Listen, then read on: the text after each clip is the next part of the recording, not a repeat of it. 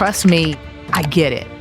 You're feeling the pressure to keep your faith separate from your work, worried that pursuing your God-given dreams might be seen as selfish or misguided. Here's what I've discovered. Our faith isn't a liability in our leadership. As a matter of fact, it's the source of our strength and wisdom.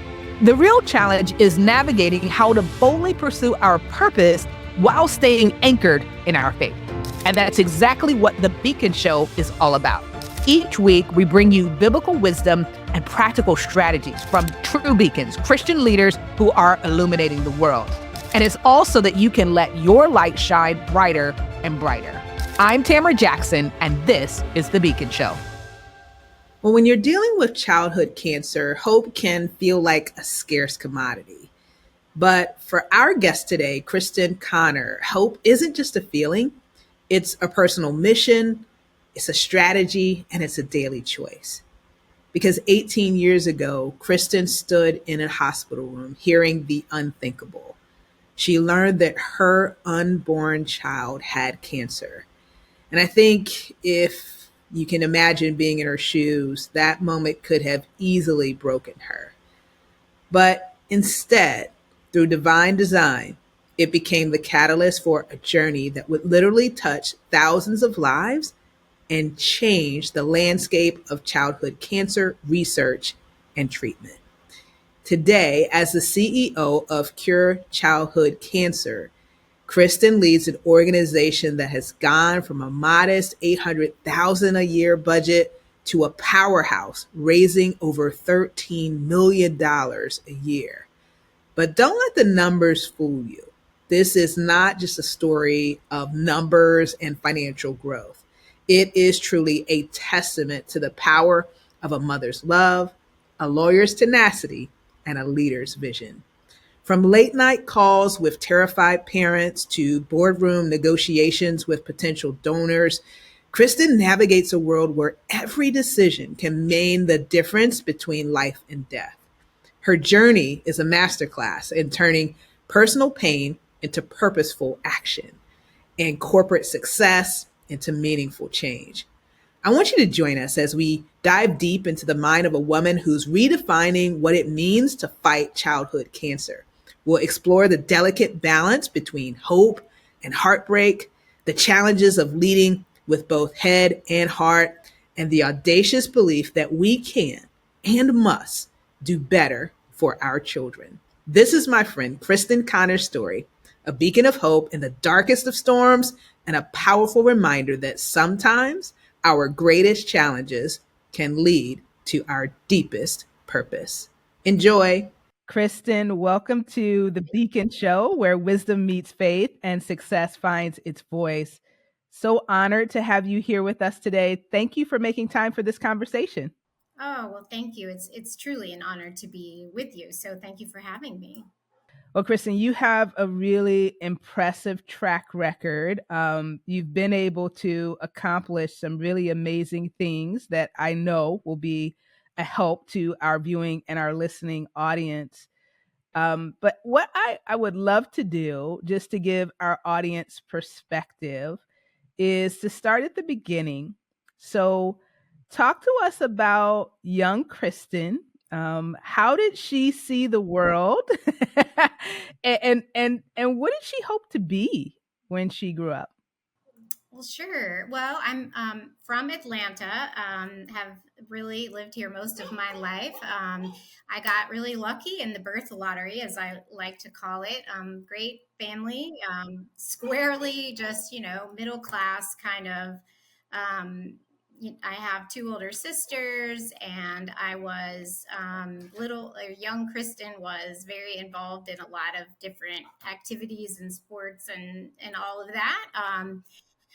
My mom, she was at home with us, and I've realized in my adult years, really what an influence she had on me and really defining the kind of mother that I have wanted to be for my own children.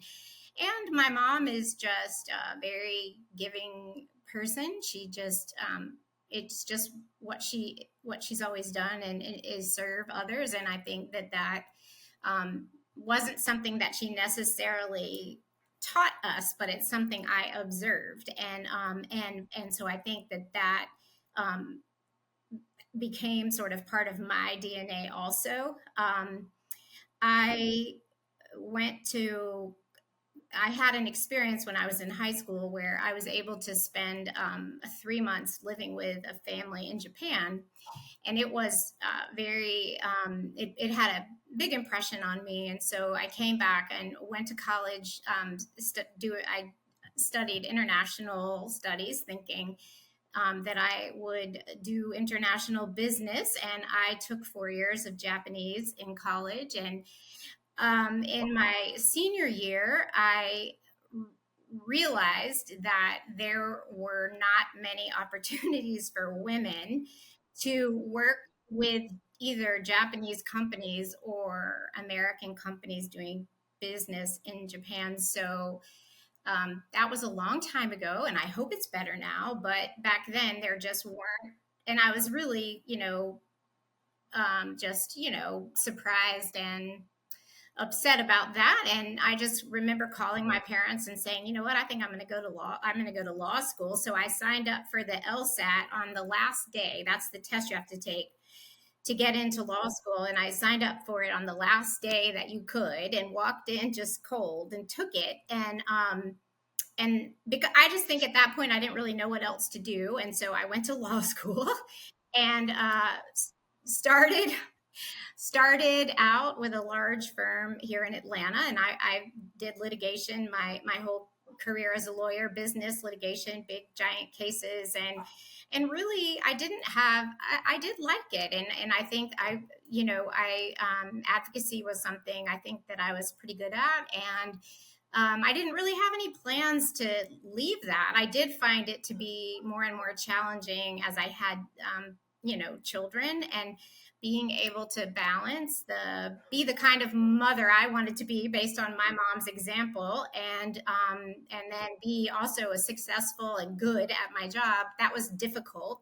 So I was certainly dealing with those things. But what really happened to change the trajectory of my life was that my youngest son, when I was 33 weeks pregnant with him, an ultrasound showed that he had a tumor on his spine. And they told us it could be this, or it could be that, or it could be this cancer called neuroblastoma. And it was pretty incredible to me that an unborn baby could have cancer. I just didn't know that such a thing was possible.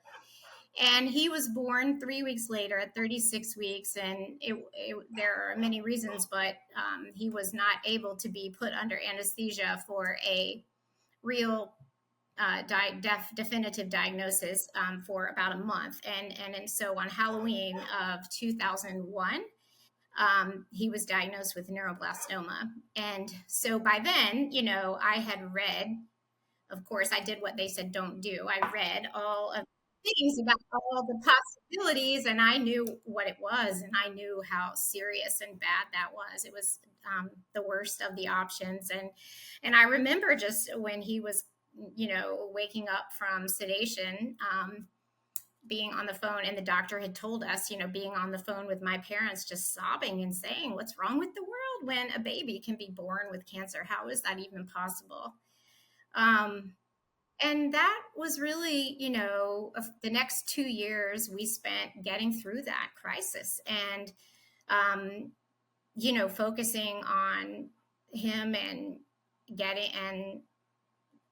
all of that goes along with that. And of course, I knew children get cancer, but I certainly didn't know it up close and personal. And it was a really life-changing experience. I got to be very close with a number of other families, especially the moms of others' children that were fighting. And I just had never seen what you see when you're in a cancer center, and it just for children. And it really, it was one of those things, it just broke my heart. And we had a very miraculous turn of events with Brandon.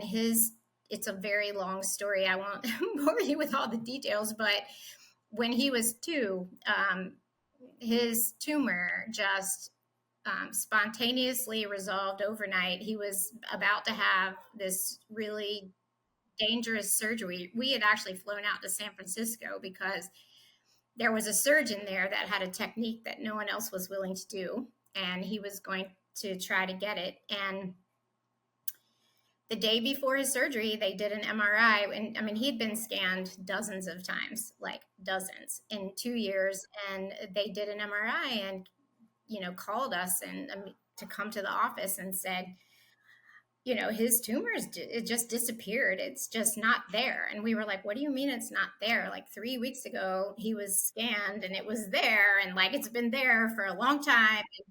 And they were like, it's just, and they showed us like, it's just filled up with fatty tissue and there's nothing for us to get. And we just, for a while, I mean, I think I thought there's a mistake here. Like there is a mistake. And it took a while for it to really sink in that no, actually this had happened. And there was no explanation for it. I mean, I believe it was a miracle. And there's no doctor that's ever been able to explain to me how that happened or why. And, they know that with some babies that have this specific type of cancer he had, that it can spontaneously resolve, except that it's always when they're under the age of 1, and there's a pattern. It doesn't just like disappear overnight. And so the way this all happened and the timing, the fact that it was literally the day before the surgery and we were out settled in San Francisco,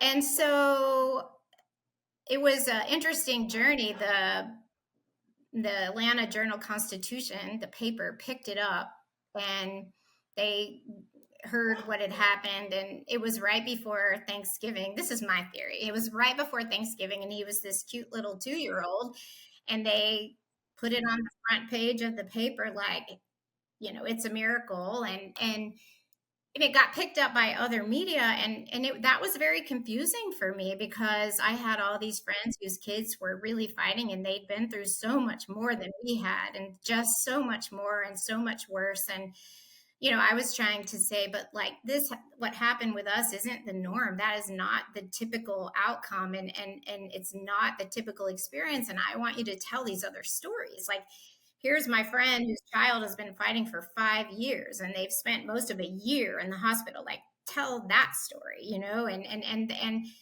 I learned that they're going to tell the story that they want to tell. And I think that I came to accept that for some reason, we had been given this platform, and that the way that I needed to use that was to tell Brandon's story because they wanted the miracle story, but then to really talk about these other kids and their journeys and the real sort of crisis situation that we have in this country with cancer in children.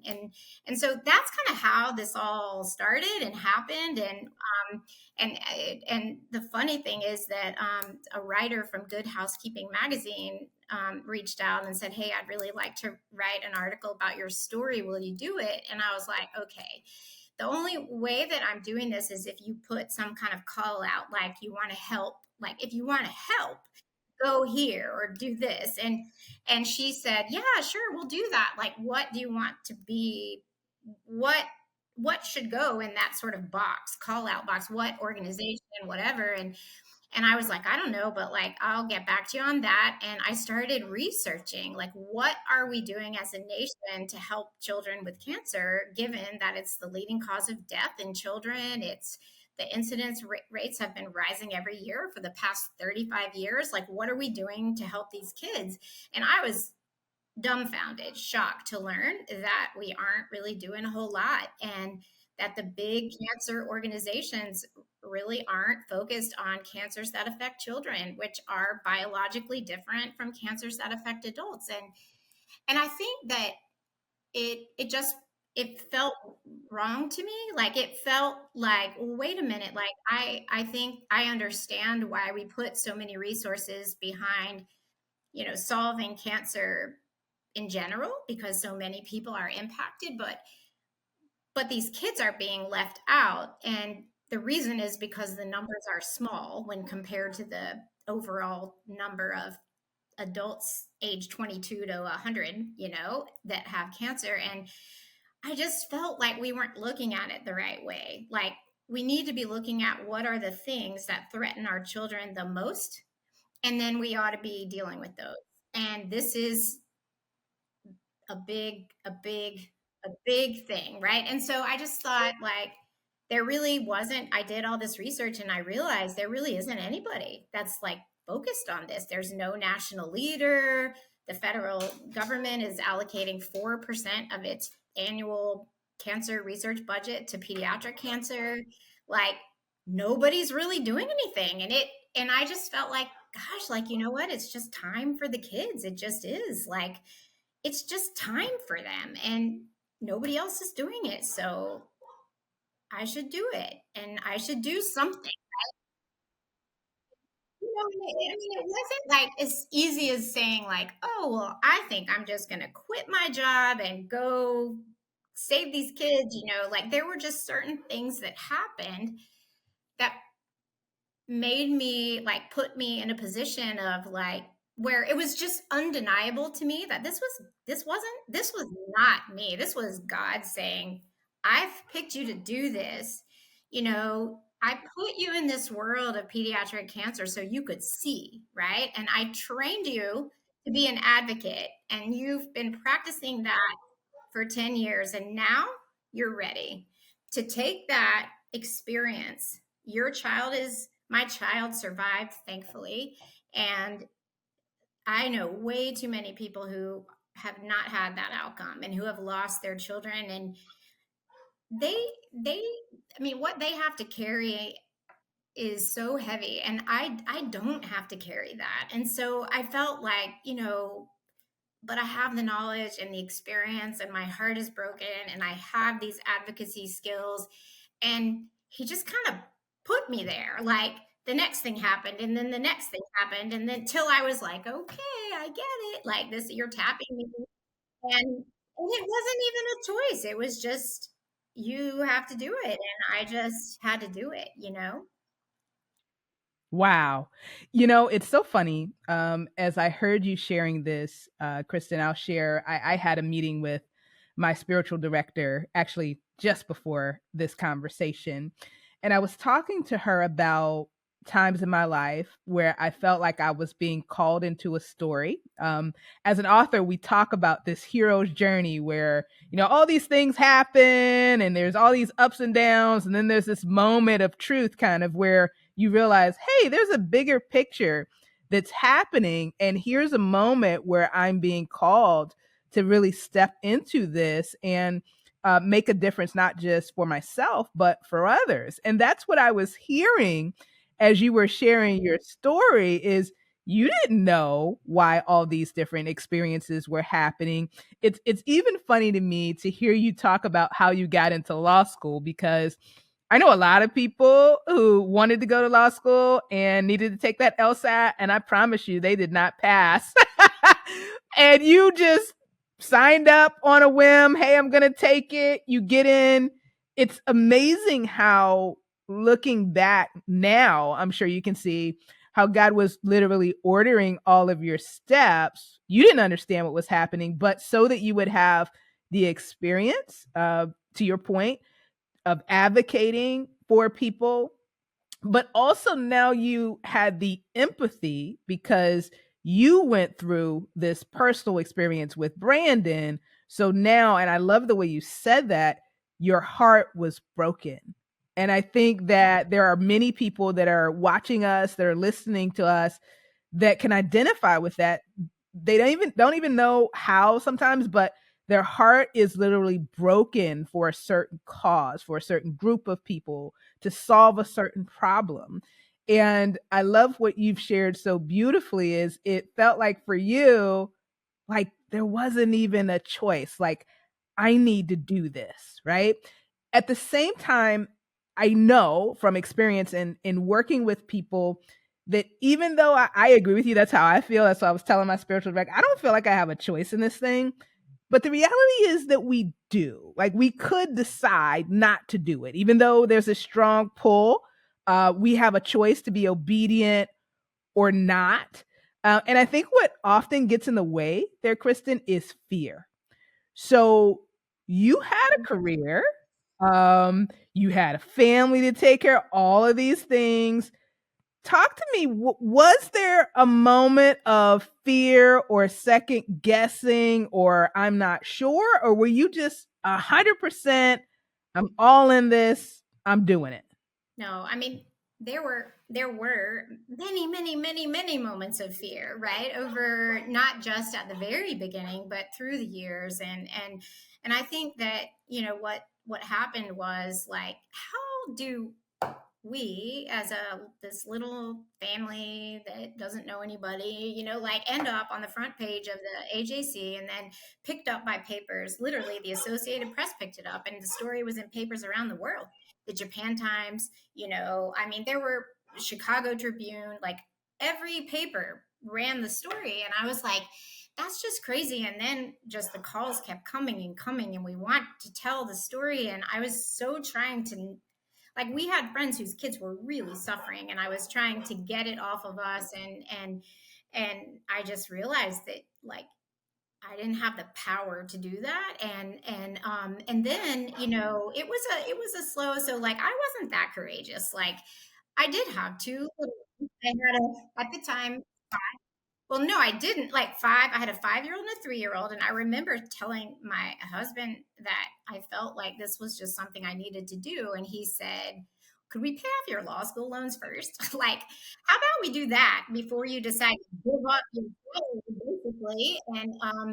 And I am not a risk averse I mean, I am a bit risk averse. I really want to know how I'm going to pay the mortgage, next month. And so it's very unlike me to be willing to take such a big step. And I think that I had these things happened. And so I was trying to convince another large cancer organization that's based in Atlanta to actually help kids with cancer, like, to actually expand, to take that on. And you're going to think I'm crazy, but a guy that I practiced in my law firm, his father was the chair of the board of this big national organization. And I was like, hey, just ask him, like, why they don't really do anything with kids. And I mean, I just want to know why. Like, they're a bunch of really smart people, and there's a reason.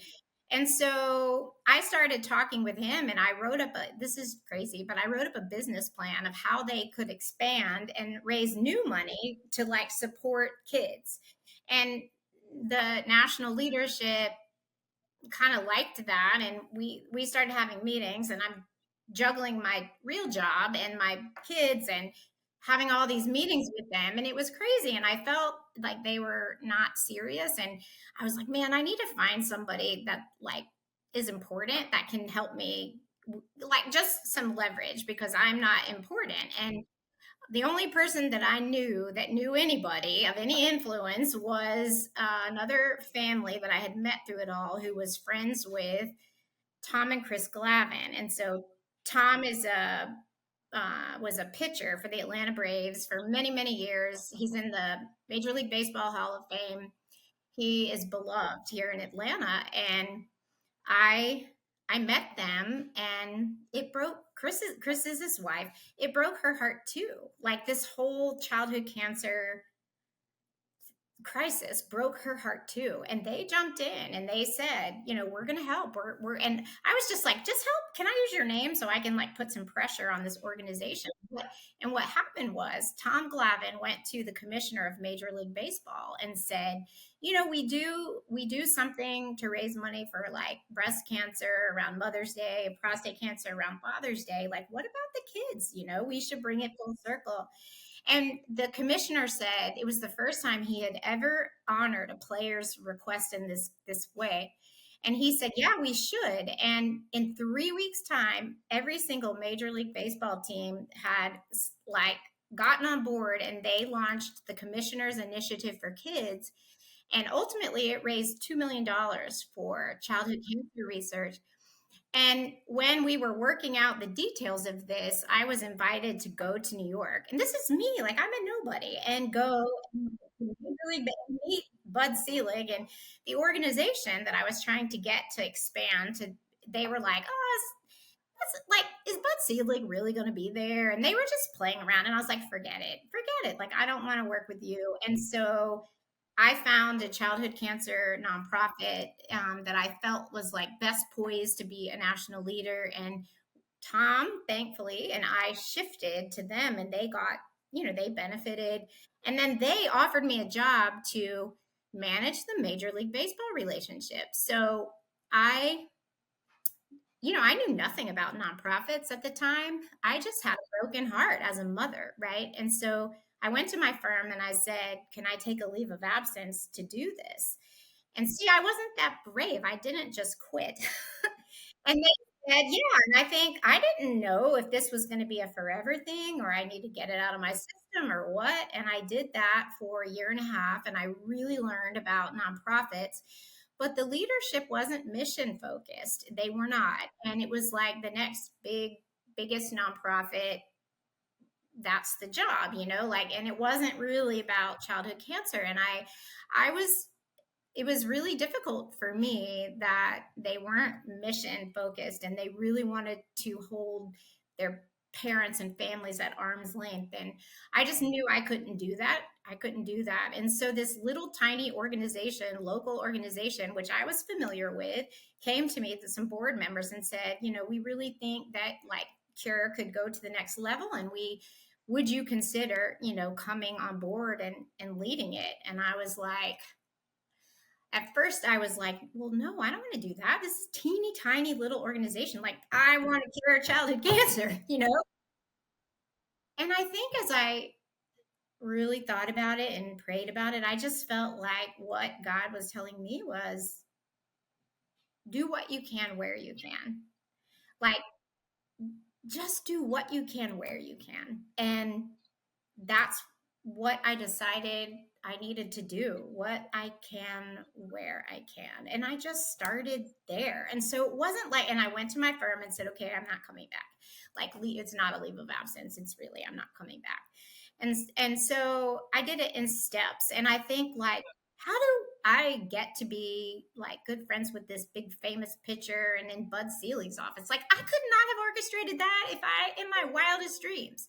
And that's part of how I just feel like it was so clear to me that this was not about me ever. This was my purpose. It is my purpose. And, I think a lot about that song, Hosanna, "Break my heart for what breaks yours." And I think that that is what happened. And I think that the things that happened before were a preparation and training for me to do this. And that's just, how I do see it. Yeah. And I love the way you shared that, Kristen. I know you don't think it's brave, but I will tell you that many people wouldn't have even gone to their employer to ask for a leave of absence.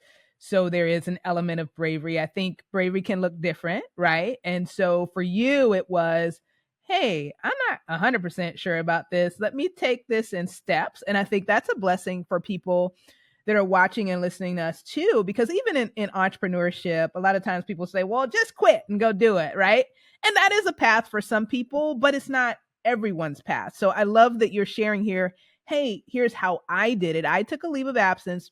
I took the time to explore this path. And then when it became clear to me, as God revealed more to me, I had the understanding, okay, I do need to fully commit to this." And so I went back and said, "Hey, I'm not returning." The other thing that I loved about what you shared is humility. That's another thing that stands out to me when you talk about going to coming on board for Cure, because it wasn't you had a certain objective, a certain goal that you wanted to accomplish. And while maybe the potential, the seed for something was there with Cure, it wasn't immediately apparent. It wasn't like, "Oh yeah, this is crystal clear. We're gonna accomplish the goal." So I think that's a lesson for us as well, is being willing to trust God, that if He's putting you in a certain place, that even though it may not look like what you think it should look like, be willing to trust God that as time passes, as things evolve, that the impact that you're looking to make can happen. So talk to us a little bit more about what happened when you came on board for Cure. Again, it's not what you were hoping it would be, but what was your journey like as you stepped into that role? Well, so and this kind of dovetails back into what we were talking about, the fear. And I told you, like, not only did I have fear at the beginning, because I mean it was like a 75% pay cut, and I'm a little risk averse, and it's like, whoa, like how, but I think I felt like, you know what, like we don't need a lot. Like I don't need fancy vacations and fancy cars, and like I want my kids to be able to stay in the school that they're in, and really beyond that, like we'll be fine, you know. And I really felt that way, and so you know there was that, and I think when I walked in, so a couple of things. One is I really felt like it was important not to start another nonprofit. There are a lot. I think what I felt when my child had cancer was, holy cow, not only are there all these little tiny childhood cancer organizations, but they get really disease specific. So there's like two neuroblastoma organizations in Chicago. Like we have to work together, because if there are only 600 kids a year diagnosed, we can't afford to be fractured, right? And have all these little efforts going on. We'll be better and stronger if we work together. Our numbers are small to begin with if we all work together. But so I felt, and I know that isn't the same. I've talked to many people over the years who do decide to go and start their own thing, and I have no, I mean, like that. It's each person's own journey. But for me, it was important not to do that, and to figure out a way to bring people together so that we could kind of fight the fight together. But when I got there, I definitely don't think that I know that I had no idea what I was getting into, to be honest. Like the reason that I felt like it was something I should do is because the board, I knew that they were a genuine people, really committed to the mission. And that was different than the organization I had worked for. And I needed that, right? The authentic connection to the mission.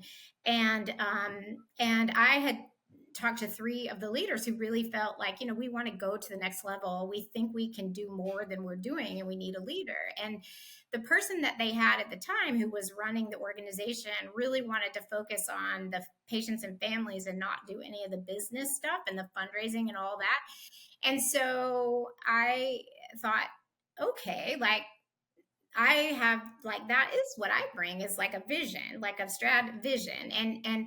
But what I found when I got there was that she didn't really want to change it. Like she really didn't want to change anything. And she still kind of wanted to be in charge, even though, you know, and then so it was hard for her to have someone else there, even though, you know, we were friends before. And then the board, there, some of them were really committed to change and let's grow and let's like impact, you know, and then some weren't. Some were completely fine with coming to board meetings if there was nothing good on TV, and you know, like maybe 2% of the board was actually giving to the organization, and I was like, wow, like we can't do this. Like if we're gonna go out there and we're gonna be a serious effort, then we need to get serious, and we need to look like we need to look like we're a real effort, and we need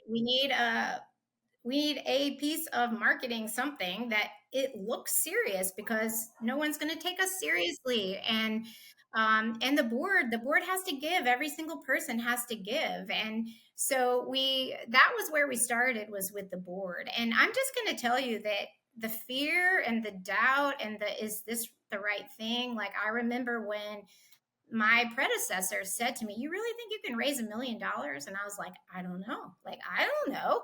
Like, I don't know. We just have to try. And so it's not like I saw down the road and was like, oh, well, here's where we're heading and here's where we want to be. I just wanted to help those kids and those families.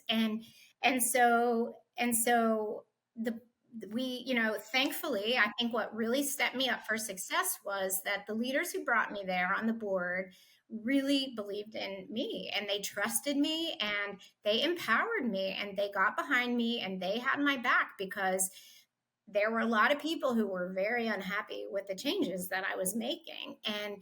And they felt like, oh, it's going to become too corporate and it isn't, like we're going to lose the heart of the organization. And I think that what got me through, I mean, it was really hard. Like, I feel like there were a lot of people who, left the organization, the board members, because of the changes. And I think what grounded me was every night I went home and I was like, are you focusing on the kids? Are you focusing on them?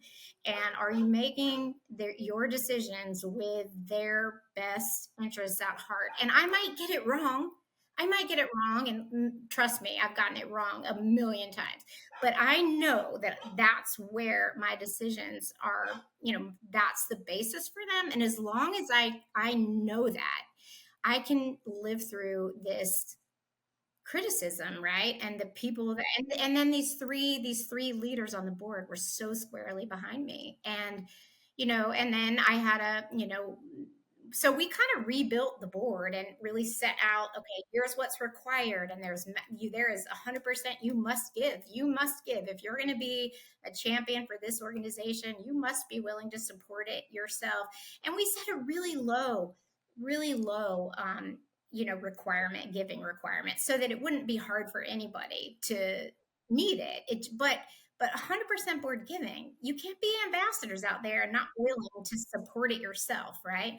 And so those were the changes that we made at first. And I will tell you that one of the hardest days for me was the day that I had to let my predecessor go because she wouldn't get on the bus. And she had been a friend to me. She had supported me through it when we were going through, and I just was so devastated by how that all happened. But by that time, as we had kind of rebuilt the board, they said, like, Kristin, it's your job to make sure you have the right people on the bus. And she's not like she's not on your bus, and you got to make a change. And that was really hard. And so there was like fear and doubt all the time, right? But I just kept coming back to, why are you doing this? And are you focused so strongly and clearly on the mission? And then, as long as I could tell you that what I was doing was for them, like, then I could deal with it, and I think that, so anyway, that's kind of how those early years went. Difficult years. I cannot imagine having to let go of your predecessor. I'm sure your stomach was doing all kinds of flip flops and couldn't sleep and all of those things leading up to that. But I love what you've articulated here is for you, and I think this is so big for our audience. For you, it was tying it back to, why am I doing this? And being able to separate the personal relationship from the mission. Like, I still love you. I hope we can still be friends. I'm sure that was all your thought process, but this is the mission and this is my job. Like, this is what I am called to do in this position, and I have to honor that. I think it's so easy. I'm thinking in my mind to some conversations that I've been a part of recently. I think it's so easy to value the relationship so much that we start compromising in some ways on our expectations, which ultimately, which you have so eloquently put here, ultimately undermines the mission. And we cannot afford to do that. We have to stay true to the mission. So I want to underscore that. I also want to highlight a couple of other things that you said that I think are so important. I'm thinking back to some other conversations. You said we got to look like we are serious. And I want you to elaborate on why that is important, because, again, I think sometimes so focused on the heart behind what we want to do and that people should get on board. But why is it important to look serious? Yeah, I'm really glad you asked that. So I feel like this is a really big reason why, like, if it hadn't been this way, I don't think we would be where we are today. So I think it's been this important to my journey and Cure's growth. the board members, I feel like we have a progressive board, and we shared an office with another nonprofit that was focused on pediatric brain tumors, and it was like a contrast. Like their board was like, not we're not spending one penny that isn't on the mission, right? And then our board was like, no, I was like, I can't walk into an office of a company of Coca-Cola and take this stuff that was created on a Word, on a, the old days of Word, and like our website was just, it looked, really elementary, and just like they're not gonna invest in this. Like, and we just don't look like a serious effort. And so how are we going to get anyone to take us seriously and be willing to buy in and invest in this? And the board really stood behind that, and they were willing to spend a little money on marketing. And we created we actually had a board member that worked for a marketing agency, branding, and they, at very discounted rates in the beginning, they rebranded us and they created that first marketing piece, and it just made us look like we were real. And now, I mean, I think it's so much easier now than it was back then to do that. But I mean, we didn't spend a ton of money, but we spent enough so that we looked like we were a serious effort. And I do think that's really important. And I think if our board, I think that I just praise them up and down for being willing to spend a little money on marketing. And I think nonprofits are so afraid of that and are so afraid of what people will think. But if you can't like tell your story, and you can't like speak to people that really have the ability to support you, and let them know that, I mean, I really believe in being transparent and accountable, and all day long you can ask me any question and I'll tell you anything and show you anything, and that kind of thing. But you have to give them confidence that you have a vision and a strategy, and you know what you're doing. And so that was really, it was really, really important to, so this other organization kind of petered out over the years, and Cure grew. And I really do think that's a big reason why, is our organization, our board was willing to spend a little money on marketing. Yeah. And I would imagine, Kristen, that it gave you confidence when your materials were well done, right? To go into discussions that maybe you wouldn't have went into before. I share with you, I was on, your LinkedIn, I was checking it out. I was like, wow, look at these organizations that are willing to commit sizable amounts to the work that you do. But they wouldn't do that if we had a rinky dink website and stuff like that, right? They need to know that you are operating at a level of excellence, and when they see that, then they're inspired to give. So I can't thank you enough for bringing up that point. And then the other thing that I heard you talk about, which was another big one, is that the board needed to not just donate their time. You wanted to see them have some financial skin in the game. Talk to us about why that would be important, because the scenario that you described is one that I have seen and heard about many times before. So I love your perspective on why that's so important. Oh my gosh. Well, first of all, when I came to Cure, I was only the third person, right? There were three of us. And then my predecessor left, right? And so she and the other person really hated everything I was doing. So I was walking into, like, it was a really tough environment for a long time. And so if we were going to make a difference, like, I needed the board to step in and help with that. Like, I didn't have a staff, I didn't have other people.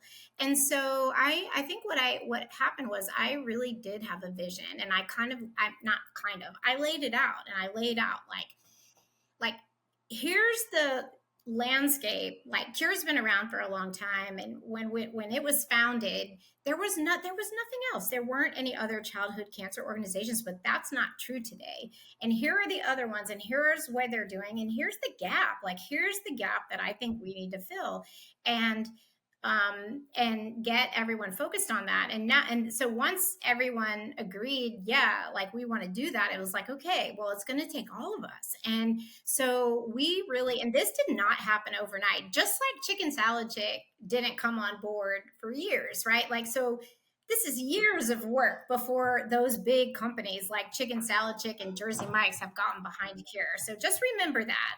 It took years, but it was, setting resetting with the board and building a board, and this is true today, that understands when we are recruiting and adding new board members that Cure it's a working board, and we say that up front. It is better for everyone to be on the same page up front before they sign up, that it is not a board where you just show up at a meeting once a quarter or whatever, listen, write a check and go. That isn't this board. And so if you're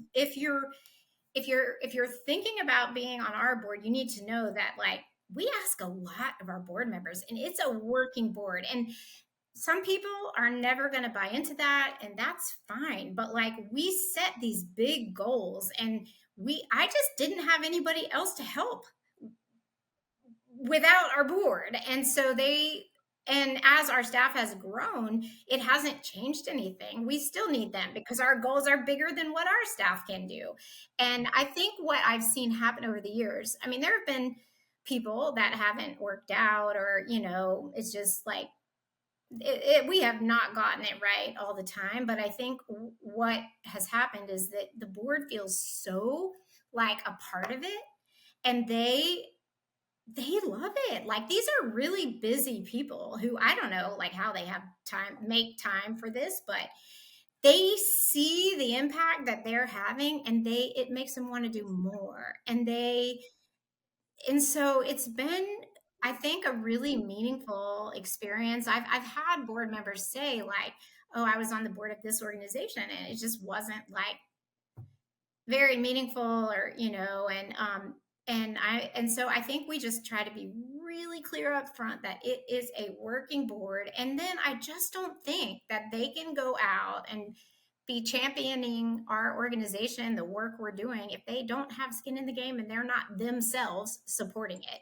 So the very first thing that we make them do at the beginning of every fiscal year is give, is make a pledge for the year.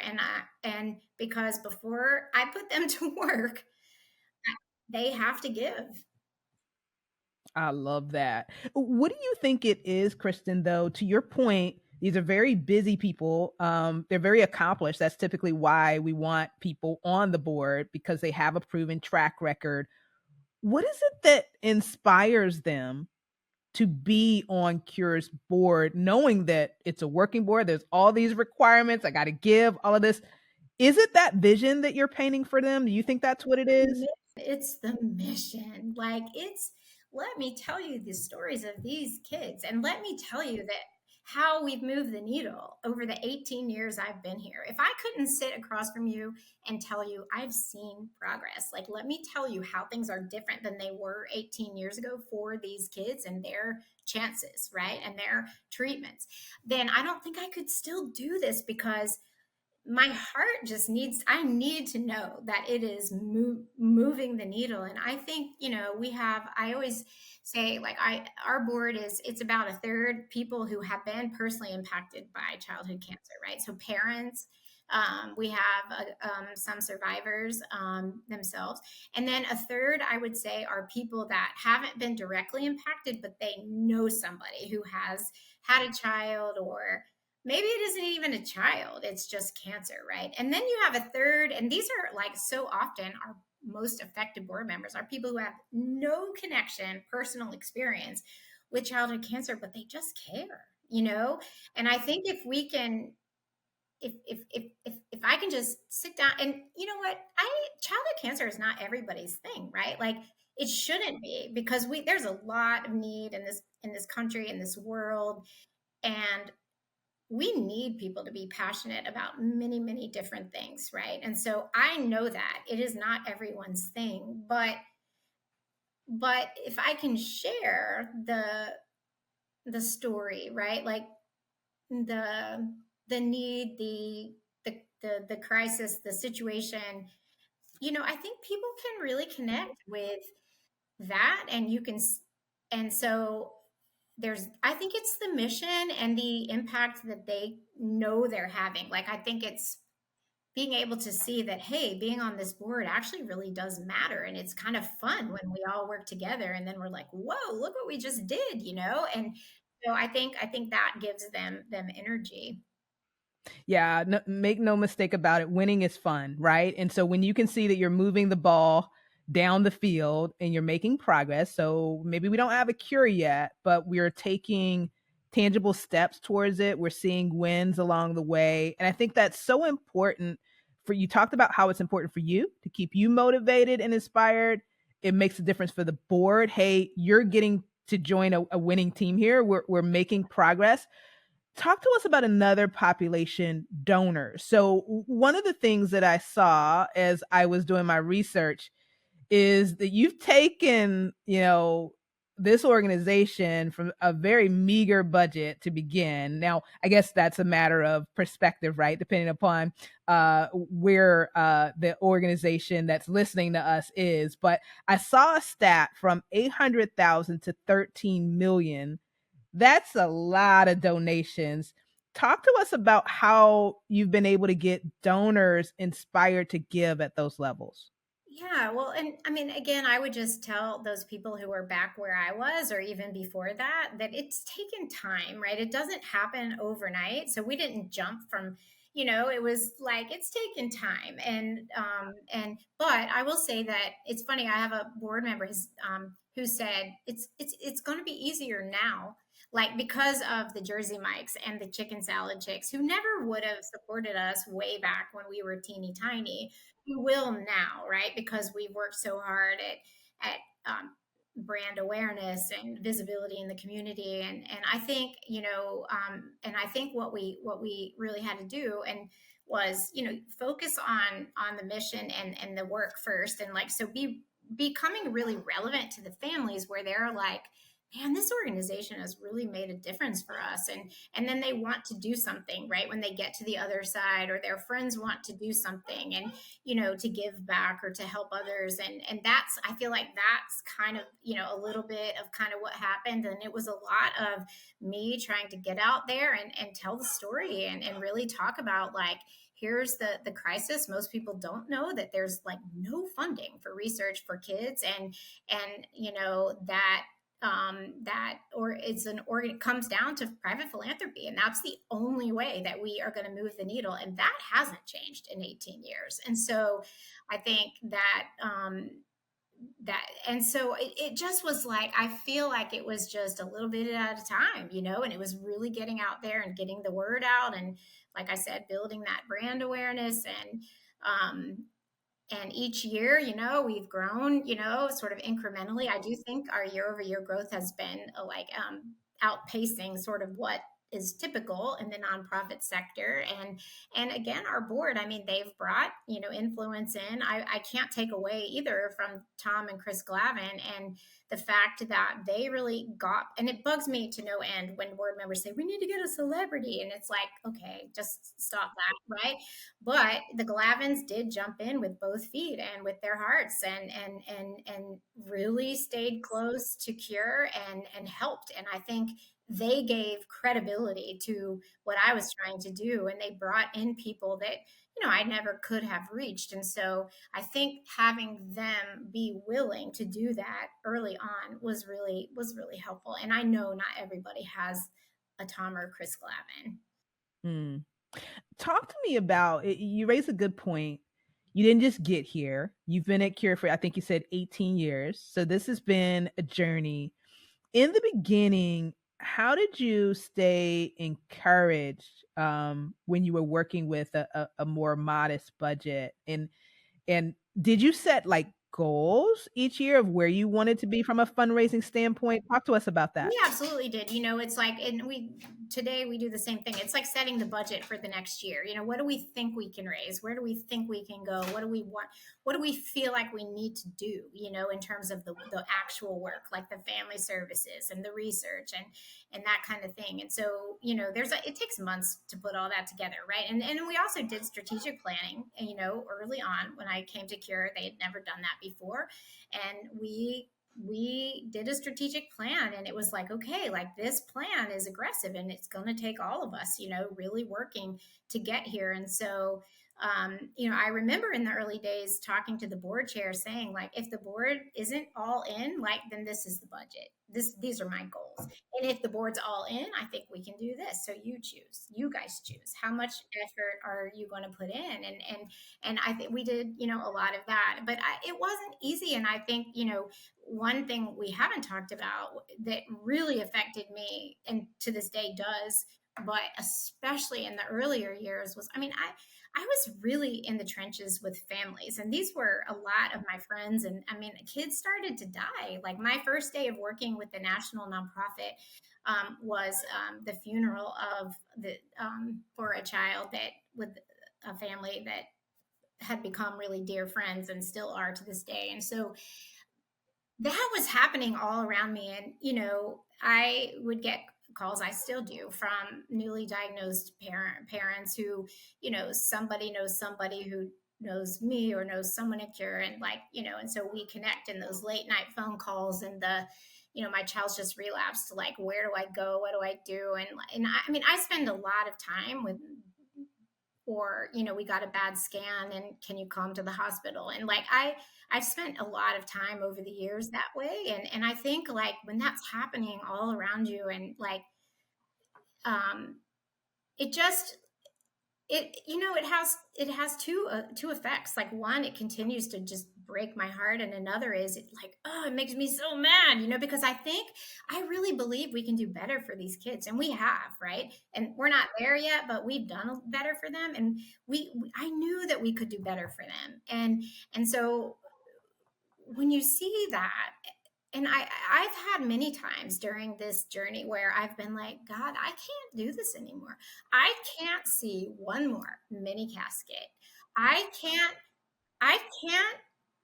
like be there anymore in the last hours, and or the relapse in a family who's so devastated. Like, I just can't do it anymore. And I'm not kidding you at all. Every time that happens, and it's happened, many times, where I'm just exhausted and I just can't do it anymore. Something will happen. I call them nuggets. God will send me a little nugget to be like, and I'm like, okay, I get it. You're not done with me. And I think that he just is like, what I feel is it's sort of like, you know what, like, I need you to do this, and I've asked you, and I've not even asked, like, this is what you're here for, and so I'll give you what you need. Like, I'll give you the strength. Like, I'll give it to you. You can handle another one. You can. And something will happen that just encourages me, and I'm like, there's the nugget. It happens every time, and I know, like, okay, you're just telling me, nope, you're not done yet. Just keep going, and I'll give you what you need. And that has happened. It has proven true. Hmm.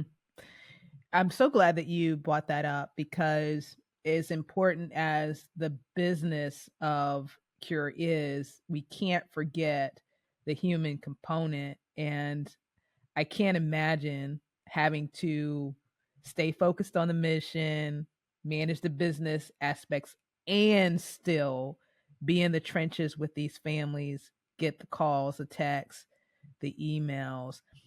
How do you take care of yourself as you're navigating that? Because, one of the things that I've come to realize, and I think we all have these moments of realizing, hey, I kind of got to take care of myself in order to be there for others. And that's not an easy thing to do, at least I'll say for myself. So I'm curious, how do you manage self-care as you're managing all these roles at work, at home, as a wife and a mom? Like, how do you take care of yourself?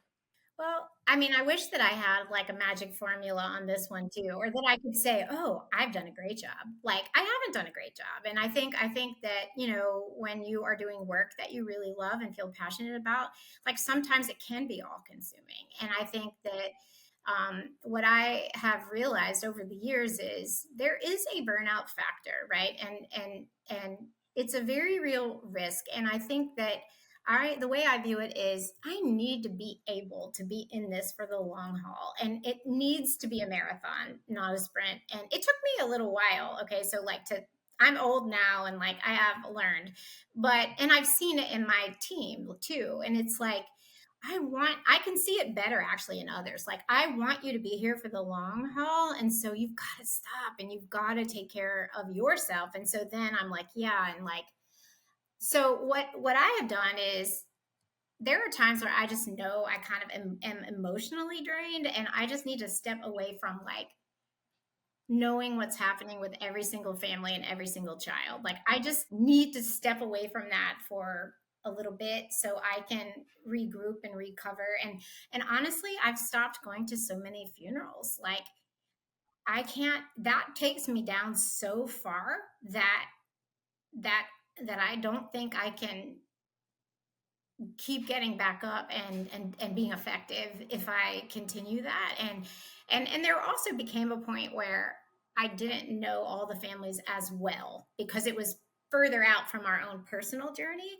And I have a team that is in the hospitals all the time, but I'm not now. And I think that that so being realizing that, like, hey, it's not really optional to step away and to, I am a big proponent of having a counselor and someone to talk to. And I've had one for many years, and I'll go in and maybe I won't see her for 6 months, and then something will pop up and I'm like, okay, like I need to go back and get a little tune up. And we provide counseling for all of our staff, and it's there for them. And we also have, I think we have a very generous PTO, and I want people to really, I really mean it. Like, when you hit that wall, like, go away, like, go off and do not do anything related to cure, and regroup and catch your breath. And it's not lip service. And I think you have to hire really responsible people who won't take advantage of that. Like, and so, I mean, we've had, a few instances where, that hasn't been the case, but you deal with the problem, and as opposed to, and so I think we have an environment. And I know you were asking about me personally, but I think this is all part of it, is just like realizing that we all do have limits. And I also feel like, and my kids now are grown, like 22 and 25, 26, but when they were young and I was doing all this, I thought, like, I didn't fight for Brandon to miss his life. Like, I didn't fight for him to survive to then miss it all. So, like, I'm not going to miss it. I'm not going to miss the stuff at school. And I had to just be willing to turn it off. And I don't think that I've gotten it right, a lot. And I think I've overworked and I've burned out and all that. But I think it's just like listening to what you need and when you really need downtime, and being willing to make yourself put down the work, because you know what, it's going to be there tomorrow. And I think I've definitely gone through seasons where the workload is so heavy that I feel like, oh my gosh, like I need to work till 10 at night every night and on the weekends and all that. But you know what, you can do that and it's still going to be there tomorrow. Still gonna be there. Yeah, I remember the day that I had the realization of like that no matter how much you work, there's still going to be more work to do. But you're right. When you're passionate about something, it's easy to do it because you want to make a difference. You want to make an impact. But so much wisdom there. It's like just recognizing that sometimes, and it's going back to comments that you made earlier, Kristin, sometimes it's for the good of the mission that you step away. Yeah. It's not a selfish thing just that you're doing for yourself. Like, it is literally for the good of the mission. As you were sharing that, I walked through the last year of my mom's life with her. And so we went to the cancer center from a couple times a week to 4 times a week. It was crazy. But I remember one of the nurses saying that one of the best things that she could do, like my mom asked her, like, how are you so chipper and happy? Because that wasn't the case for everyone that was there. But this particular nurse was such a blessing to her. And she said, one of the things that I've had to do is to stop going to the services. Like, literally, I can't go to the services anymore because I was noticing how that was having an impact on my ability to serve, to be cheerful. And she saw it. Now I realize that she saw a part of her ministry as trying to make this journey that the people that are going through this terrible time, trying to make it as joyful and as peaceful and as happy as possible. And she could not do that if she was going on the roller coaster of I lost another patient. That's completely been my same experience. And I just, and I think it's so good if you can recognize that in yourself. Like, how is it helping me? How is it helping me help these kids? How is it helping my family for me to be just completely devastated, which you are anyway, but like, it's just, I don't know. It's a balancing act, right? Because I can imagine that a part of you wants to stay close so that you remember and don't forget, the stories and how it feels, but you also don't want to be so immersed in that it drags you down. So I love what you even highlighted. Hey, I have a team that is in the hospitals. They're taking care of this. So the need is still being met. I can be as close as I need to be at times, but I'm also kind of balancing where I need to be mentally and emotionally in order to stay focused on my role, which is to make sure that we do everything that we can to find a cure. So everyone has a role that they're playing in the bigger mission. And so part of it is recognizing where are you going to be best focused in this season. So I love that. I'm looking at time, and I know I got to get you out of here soon. I wonder if before we wrap up, if you can elaborate. You said you haven't always gotten it right. So what are some of the moments where you look back and you realize, hey, maybe I could have done that differently? Is there a moment that stands out in your 18-year journey at Cure where you realize maybe I didn't quite get that right? I think there might be a lesson for our viewing and listening audience in that. Yeah, I mean, I think it's really easy I mean, there are lots of them where I didn't get it right, but I think, I think COVID challenged all of us, right? And I think that was a very difficult period of time. And then where I stepped into many roles and not only was trying to save revenue, but also keep the staff all employed and calm, right? And confident that they weren't going to lose their jobs, that we were going to figure this out, still serving families the way that we were able to and helping like meet these needs. So I feel like it kind of started with COVID, and then we've had over the last few years a couple of staff changes where like I have just had to continue to wear 5 or 6 hats. Like, I mean, like literally being in like 3 official roles, and which nobody can do well, right? And so I think I look back and I really did like have a season and like following COVID where I really did feel like, I mean, you know, in within the last 2 years where like, oh my gosh, like the workload is so heavy that I gotta go to work, come home, work. And it's this way. And I'm working every weekend, I'm working every evening, and I am exhausted and I am not giving my best and my all, but I couldn't figure out what to do about it because I didn't have anybody to delegate to. It's not like, like the board, you need to delegate better. And it's like, really? Who should I delegate to?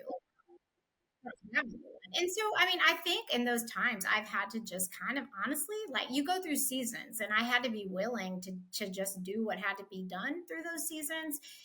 But maybe I put a little too much pressure on myself, and I think, I want everything to be an A, and like maybe a B would have been okay in that season, and I could have relaxed that a little or just made myself turn it off because I don't. I mean, you can't function like that. I dropped balls, I missed things, I couldn't remember things. Like it's not, and then I would feel bad that I knew I wasn't doing my best, so it doesn't really serve anybody to do it. But I'll tell you, I mean, I don't know how I would have done that real differently because I didn't have anybody else to give stuff to, and grants still are due on time, and you still have stuff that you have to do, and there's a team that needs you. So I think, I don't know, like maybe there just are seasons where we do as leaders have to kind of suck it up, and dig in, but it can't be too long. Can't go forever. Can't go forever. At some point, something has to change. Kristin, you've shared so much wisdom in our conversation today. I want to give you another opportunity, though, because there's probably so much that we didn't talk about. When you think about leaders who aspire to be able to grow their impact and their influence in the world, Is there a piece of advice that you would share that we haven't touched on so far that you think might be helpful to them? Yeah, and I think I've I think humility is you brought that word up earlier, and I think that's a really big deal. And I think your teams need, as a leader, they need to see that you're willing to be like, man, did I mess up? I messed that up, and I'm the first one to do that. And I'm going to take it every time and let them see that what, we all make mistakes, including me, and like there's not too many that we can't fix, right? And so like fix them together. And so I think being a humble, like I think I'm a confident leader, but it's like humbly confident, like that humility as a leader is, I think, is really, really important. And so I would just encourage people to be vulnerable with your team and be a humble leader. People respect that. And the other really important trait that I think that has helped me is just being an authentic, genuine person. And I hear that a lot from donors and partners. And I think that people feel like I'm very genuine and my passion is very authentic. And that makes them feel confident in supporting Cure. Hmm. I love that. Humility and authenticity. When all is said and done, Kristen, you've been able to accomplish so much with God's help, and you're fighting. What I've heard you say this whole time is you're fighting for those that didn't get the miracle that you got. Um, what is the legacy that you hope to leave behind? And that's a wide open question, so feel free to take it any way your heart desires. But when all is said and done, what do you hope to be remembered for? Well, I don't think about that a lot, but I think I have the like quote up on my wall, like, when you get to the end, I hope God says, well done, good and faithful servant. And that's the first thing. I hope that my children have, you know they have they've watched and they've picked up all the good things instead of all the mistakes I've made as a parent, that they realize that the purpose of life is really to love each other and serve. And I don't talk about faith a lot and religion and all of that. I want to live it, and I want people to see it in action. And I think that, so those are my two biggest things. But I also want to leave an organization that's better. Like, I want to leave it at a place where it's not about, and I don't believe it is about me, but like I don't ever want it to be about any person at Cure. I want it to be about the mission. So I want to leave it to where the next person can take it and do the next great things with it, and really make a difference for these kids. So that's like really specific, but I just think I just want people to be like, she really put her money where her mouth is, and she really did love and serve others. And I think, like, if that's what people say about me, then I can die happy. It's what I think we're here for. So Yes. Well, I want to say that everything that I've heard you share in this conversation today has demonstrated your heart for people, for kids in particular, and the parents that take this journey with them. I heard you share that. So just know that the work that you're doing is making a difference, that you're building that legacy every day. And I thank you on behalf of our viewing and our listening audience for sharing your wisdom that will equip and empower them to be able to take some of the lessons that you've learned and apply it in their work and their ministry. So, Kristen, thank you for being here with us today. And we certainly wish you and Cure the best as you move forward. thank you so much for having me.